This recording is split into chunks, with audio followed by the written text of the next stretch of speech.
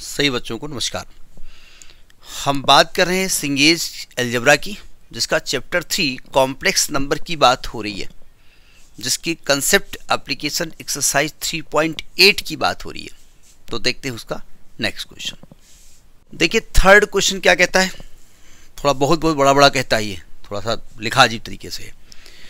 Question कह रहा है, मैं क्वेश्चन पढ़ता हूं तब तक आप दीदार क्वेश्चन करिए, आपकी स्क्रीन पे फ्लैश हो रहा होगा।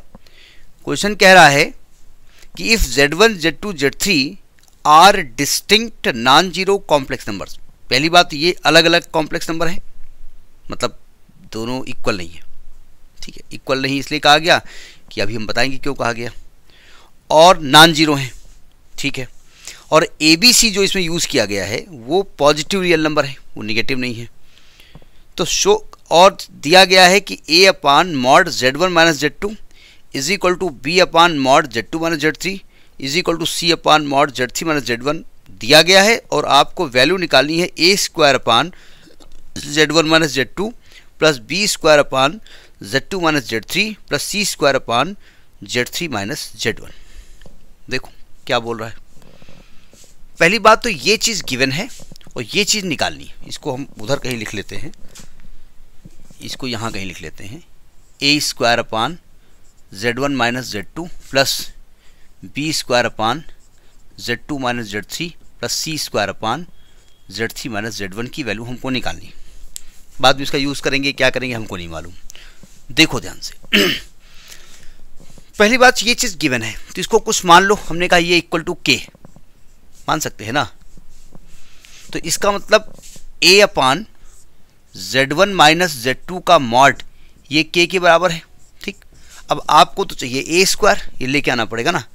तो अगर मैं इस क्रॉस मल्टीप्लाई कर दूं तो A इज इक्वल टू आएगा K mod Z1 minus Z2। ठीक, अच्छा चूंकि मुझे स्क्वायर चाहिए तो इसको A square is equal to K square Z1 minus Z2 का मॉड का स्क्वायर लिख सकता हूं मैं। एक एक स्टेप पकड़ते जाइएगा, समझ में बात तो आनी ही आनी है। ठीक है, देखो नहीं समझ में आया छोड़िए, यहां तक समझ में आ गया होगा ना। हमको चाहिए Z1 माइनस Z2, ये तो मॉड के अंदर है।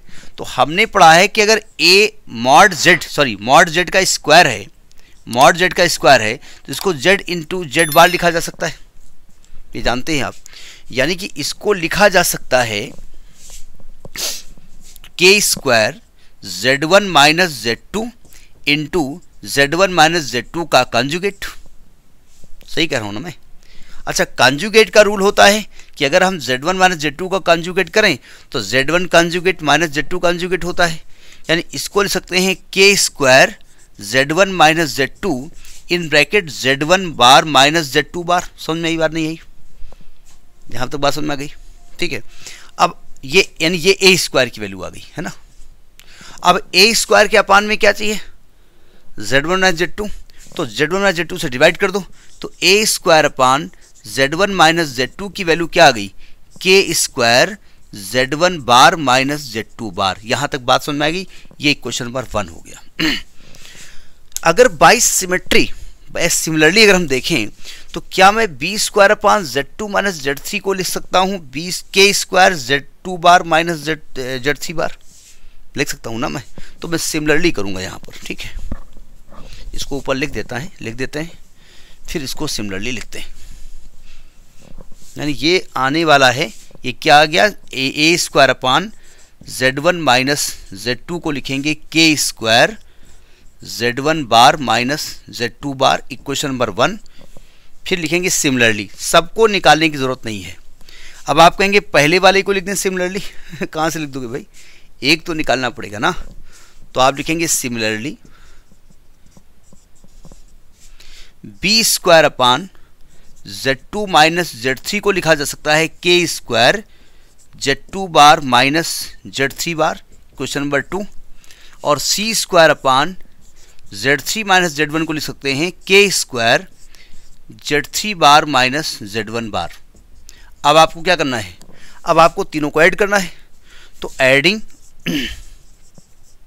इक्वेशन 1, 2 एंड 3, तीनों को ऐड कर दिया जाए।